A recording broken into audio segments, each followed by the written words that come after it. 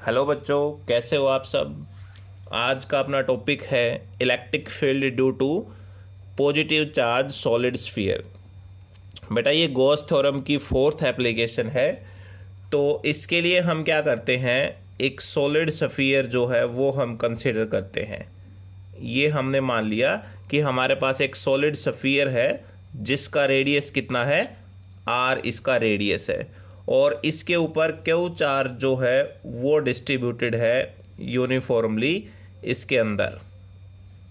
ध्यान रखना बेटा, इसके अंदर जो है ये चार्ज है वो यूनिफॉर्मली डिस्ट्रीब्यूटेड है इनसाइड द स्फीयर। और इसकी जो वॉल्यूम चार्ज डेंसिटी है, वॉल्यूम चार्ज डेंसिटी, तो उसको किससे डिनोट करते हैं, रो से डिनोट करते हैं। तो रो इसकी होगी वॉल्यूम चार्ज डेंसिटी।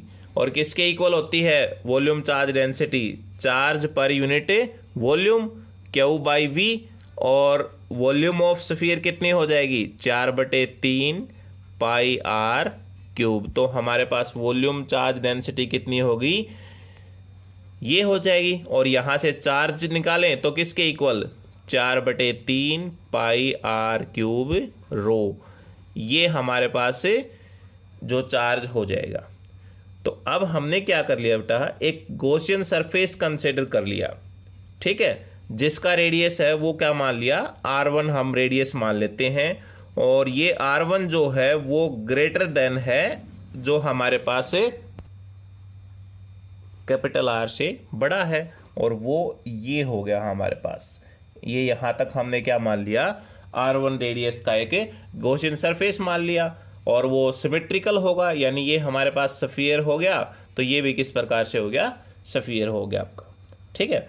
तो अब गॉस थ्योरम अप्लाई करते हैं। गॉस थ्योरम किसके बराबर होता है, क्लोज इंटीग्रल सरफेस के अंदर E डॉट डी एस, और वो हमने मान लिया यहाँ पर इलेक्ट्रिक फील्ड है वो E1 है। किसके इक्वल होगा, क्यू बाई एप्सिलॉन नॉट के बराबर। और यहाँ से E1 कांस्टेंट है, तो ये बच गया आपके पास ds Q by epsilon not. अब ds एरिया, एरिया कितना हो जाएगा, एरिया हो जाएगा 4 पाई आर स्क्वायर, दैट इज हमने लिया r1, और क्यू बाई एप्सिलॉन नॉट के बराबर। यहाँ से इलेक्ट्रिक फील्ड निकाले E1 तो किसके बराबर आ जाएगा, ये टर्म दूसरी साइड चली जाएगी, 4 पाई r1 का स्क्वायर और एप्सिलॉन नॉट। ये हमारे पास जो है इलेक्ट्रिक फील्ड की वैल्यू आ जाएगी E1 की। क्यू की वैल्यू पुट कर दो इसमें, पुट वैल्यू ऑफ क्यू। अगर क्यू की वैल्यू पुट कर दे तो किसके इक्वल हो जाएगा E1, ये हो जाएगा 4/3 pi r cube rho divide by 4 pi epsilon not r1 square. 4 से 4 कैंसिल, पाई से पाई कैंसिल, तो E1 की वैल्यू किसके बराबर आ गई, आर क्यूब रो, और ये 3 नीचे आ जाएगा, 3 एप्सिलॉन नॉट r1 स्क्वायर। ये आपके पास से नेट जो इलेक्ट्रिक फील्ड है E1 उसकी वैल्यू आ जाएगी, यानी जो हमने ये आउटर स्फीयर लिया है, ठीक है। यहाँ मेंशन भी कर दिया हमने कि R1 जो है वो ग्रेटर देन है R से, और ये आउटसाइड लाई कर रहा है इसमें। तो हमारे पास E1 की वैल्यू किसके बराबर आ गई, ये हो गई। और यदि हमारे पास R1 जो है वो R के बराबर हो जाए, if R1 is equal to R के बराबर हो जाए, तो इसमें हम पुट कर देंगे E1 is equal to R cube rho 3 epsilon not R1 का स्क्वायर, यानी R का स्क्वायर हो जाएगा ये आपके पास। तो इससे ये स्क्वायर कैंसिल आउट हो जाएगा, क्या बच जाएगा, R rho divide by 3 epsilon naught के बराबर। ये हमारे पास इलेक्ट्रिक फील्ड हो जाएगा।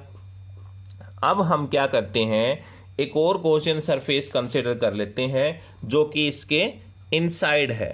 यहां हमने एक और गॉसियन सरफेस कंसिडर कर लिया इसके इनसाइड, और इसका जो रेडियस है वो R2 हमने मान लिया बेटा।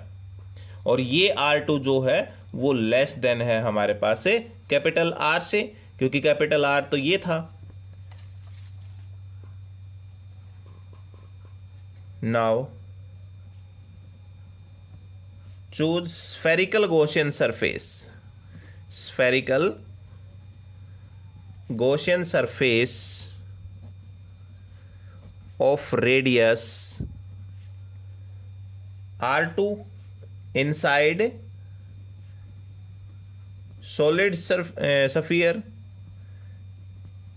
अब उसके ऊपर चार्ज कितना होगा, उसके ऊपर चार्ज हमने मान लिया Q2 और वो किसके बराबर 4/3 पाई r, यानी 2 है तो हमने ये ले लिया और रो के बराबर ये चार्ज हो जाएगा। अब इसके ऊपर गॉस थ्योरम अप्लाई करें बाय अप्लाइंग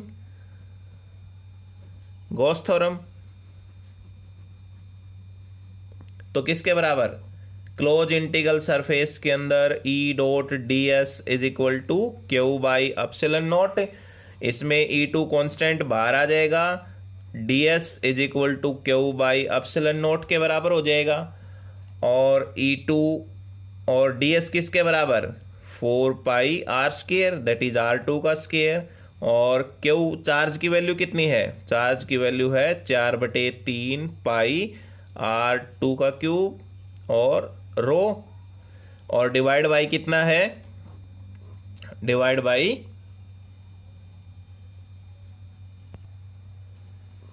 एप्सिलॉन नॉट।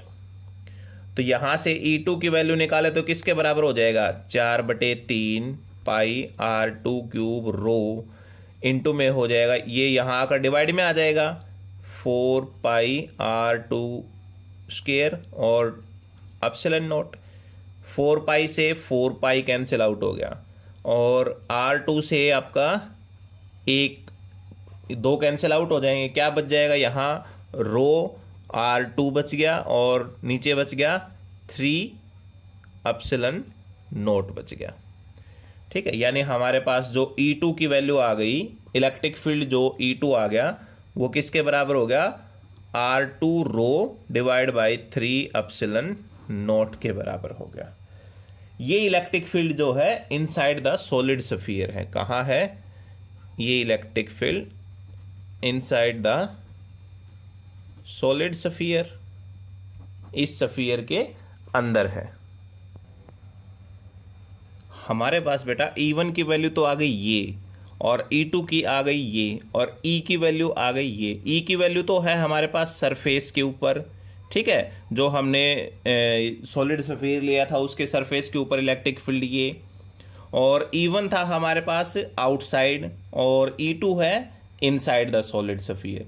तो इसके अंदर देखें जो E1 है वो तो इन्वर्सली प्रोपोर्शनल हो गया 1/r1 के स्क्वायर के बराबर, और E2 जो हो गया वो डायरेक्टली प्रोपोर्शनल हो गया R2 के, और E जो हो गया वो आपके पास इसके बराबर है सरफेस ऑफ अर्थ, यानी ये है ही ऑलरेडी।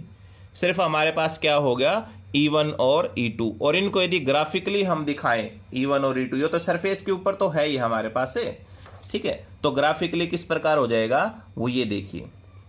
हमारे पास इलेक्ट्रिक फील्ड और डिस्टेंस के बीच में जो रेडियस है उसके बीच में ग्राफ देखें तो ये हमारे पास E2 जो है वो डायरेक्टली प्रोपोर्शनल R2 के इनसाइड, जो अभी आपको बताया था E2 डायरेक्टली प्रोपोर्शनल R2। तो अगर डायरेक्टली प्रोपोर्शनल है तो ग्राफ कैसा आएगा, एक स्ट्रेट लाइन ग्राफ आएगा, ठीक है। और सरफेस के ऊपर कितना मिल गया हमें, ये R रो 3 एप्सिलॉन नॉट, और आउटसाइड कितना हो गया इनवर्सली प्रोपोर्शनल 1/r स्क्वायर के, और यहां पर भी क्या हो जाएगा E1 जो है इनवर्सली प्रोपोर्शनल R1 के स्क्वायर के हो गया।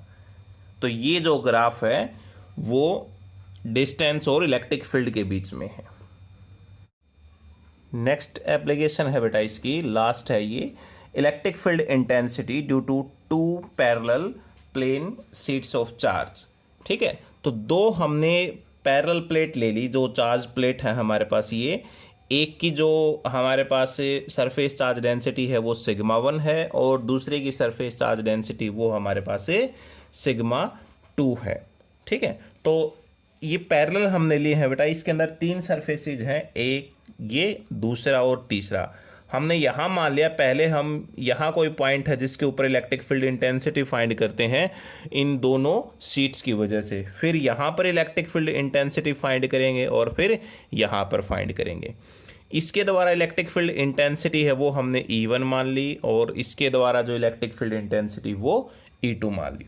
मान लिया पहले हम P पॉइंट पर निकाल रहे हैं, तो इसकी डायरेक्शन कौन सी हो जाएगी, इलेक्ट्रिक फील्ड इधर हो जाएगा यहाँ पर E1, और E2 भी क्या हो जाएगा, सेम इसी साइड में हो जाएगा। ठीक है, और अगर यहाँ पर निकालेंगे तो E1 की डायरेक्शन किधर हो जाएगी, यहाँ से इस साइड E1, और E2 क्या हो जाएगा, वो इधर हो जाएगा। और अगर इस पॉइंट पर निकालेंगे तो दोनों इधर करेंगे, इलेक्ट्रिक फील्ड यानी आउटवर्ड यहाँ हो जाएगा, E1 की भी वैल्यू इस साइड हो जाएगी डायरेक्शन, और E2 की भी डायरेक्शन इधर हो जाएगी। ये डायरेक्शन आपने ध्यान रखनी है बेटा, इन डायरेक्शन में कोई गलती नहीं करनी है। यहाँ गड़बड़ कर दोगे तो आपका पूरा जो डेरिवेशन है वो गलत हो जाएगी। इसमें साइन ऑफ कन्वेंशन आपने ध्यान रखने हैं बेटा, साइन कन्वेंशन। इसमें यह ध्यान रखना है कि यदि हमारे पास इलेक्ट्रिक फील्ड इंटेंसिटी की डायरेक्शन लेफ्ट टू राइट है, लेफ्ट से राइट होगी तो वो आप पॉजिटिव लोगे उसे।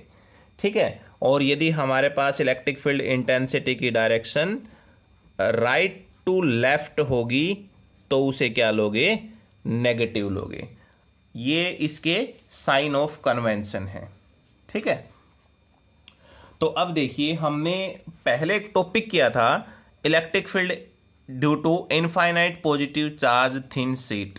इसकी जो हमने ये गॉस थ्योरम है, गॉस थ्योरम की सेकंड एप्लीकेशन थी बेटा, और उसमें हमने इलेक्ट्रिक फील्ड इंटेंसिटी फाइंड की थी। वो किसके बराबर आई थी, वो आई थी सिग्मा बाई 2 एप्सिलॉन नॉट के बराबर आई थी। ठीक है, तो E1 हमारे पास जो इलेक्ट्रिक फील्ड इंटेंसिटी वो किसके बराबर आ जाएगी, सिग्मा 1 बाई 2 एप्सिलॉन नॉट। ऐसे ही E2 किसके बराबर हो जाएगी, सिग्मा 2 बाई 2 एप्सिलॉन नॉट।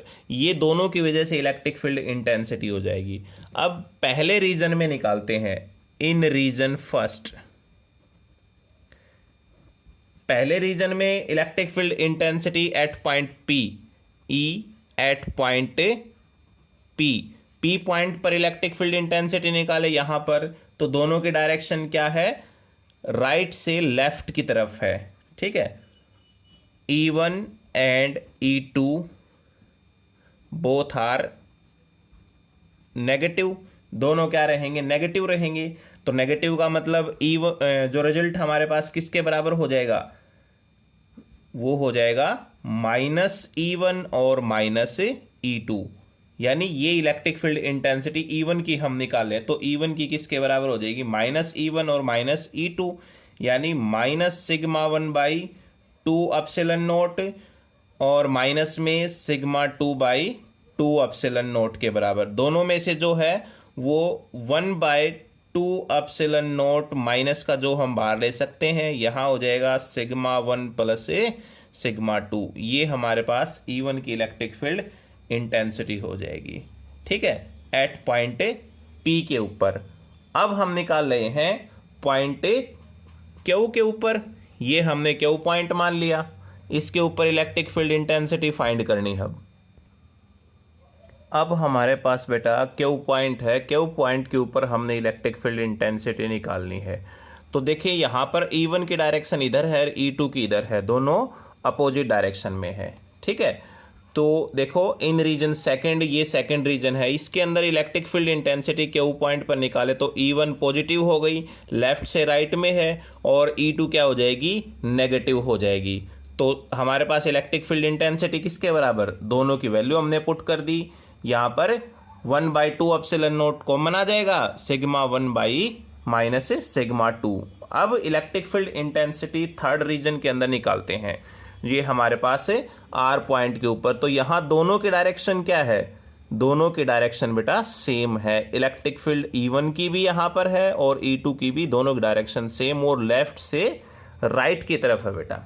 तो लेफ्ट से राइट में हम क्या लेंगे, बताया था आपको, पॉजिटिव लेंगे। ये रहा लेफ्ट से राइट, हम क्या लेंगे, पॉजिटिव। तो यहाँ पर थर्ड रीजन के अंदर E1 and E2 both are positive, दोनों पॉजिटिव हैं। तो थर्ड रीजन में इलेक्ट्रिक फील्ड इंटेंसिटी क्या हो जाएगी, E1 प्लस E2। हम दोनों का क्या कर देंगे, सम कर देंगे। तो E3 हमारे पास किसके बराबर आ जाएगा, 1/2 epsilon not sigma 1 plus sigma 2। ये हमारे पास सेकेंड रीजन में इलेक्ट्रिक फील्ड इंटेंसिटी हो जाएगी और ये हो जाएगी थर्ड रीजन में। अब इनके स्पेशल केस है बेटा, तो स्पेशल केस में देखो, यदि मान लें सिग्मा 1 सिग्मा 2 के बराबर हो, यानी हम कह दें कि सिग्मा के बराबर हो, जो सरफेस चार्ज डेंसिटी है वो दोनों इक्वल हो, तो E1 रीजन में यदि इसकी वैल्यू पुट करें हम तो कितना आ जाएगा, minus sigma by epsilon not. ऐसे ही E2 रीजन में दोनों जगह पर सिग्मा पुट करेंगे तो क्या आ जाएगा, 0 आ जाएगा। ऐसे ही E3 रीजन के अंदर अगर पुट करेंगे तो कितना आ जाएगा, सिग्मा प्लस सिग्मा 2 सिग्मा और 2 से 2 कैंसिल, यानी सिग्मा बाई एप्सिलॉन नॉट आ गया। तो हम कह सकते हैं कि जब दो सीट सेम चार्ज की होती हैं तो सेकंड रीजन में उनके मिड के अंदर इलेक्ट्रिक फील्ड इंटेंसिटी 0 रहेगी और दोनों साइड जो इलेक्ट्रिक फील्ड इंटेंसिटी है वो रहेगी। E1 में negative sigma by epsilon not और E3 में सिग्मा बाई एप्सिलॉन नॉट। अब यदि मान ले बेटा कि दोनों सीट जो है वो कैसी हो, इक्वल और अपोजिट चार्ज की हो, ठीक है। अभी तो हमने क्या लिया था, सेम चार्ज लिया था, यानी सिग्मा 1 सिग्मा के बराबर और ऐसे ही सिग्मा 2 किसके बराबर, माइनस सिग्मा के बराबर। तो E1 में पुट करेंगे तो इलेक्ट्रिक फील्ड इंटेंसिटी कितनी आ जाएगी, 0 आ जाएगी। E2 में पुट करेंगे तो इलेक्ट्रिक फील्ड इंटेंसिटी कितनी आ जाएगी, सिग्मा बाई एप्सिलॉन नॉट। और ऐसे ही E3 में यदि पुट करेंगे तो कितनी आ जाएगी, 0 आ जाएगी। यानी यदि हमारे पास जो है सरफेस चार्ज डेंसिटी इक्वल हो और अपोजिट हो तो पहले और तीसरे रीजन के अंदर इलेक्ट्रिक फील्ड इंटेंसिटी 0 हो जाएगी और मिड में जो बीच में है वहां पर सिग्मा बाई एप्सिलॉन नॉट हो जाएगी। तो ये बहुत इंपॉर्टेंट टॉपिक है बेटा, पूरा कंप्लीट गॉस थ्योरम का और उसके साथ इसकी जो एप्लीकेशन है, तो इनको आपने बहुत अच्छे तरीके से करना। कहीं पर भी किसी पॉइंट में प्रॉब्लम रह जाए, आपकी कोई डाउट रह जाए तो वो आप कमेंट बॉक्स में ज़रूर लिखें। और यदि आप इस चैनल पर अब तक नए हो तो आप इस चैनल को ज़रूर सब्सक्राइब कर लें। Thank you.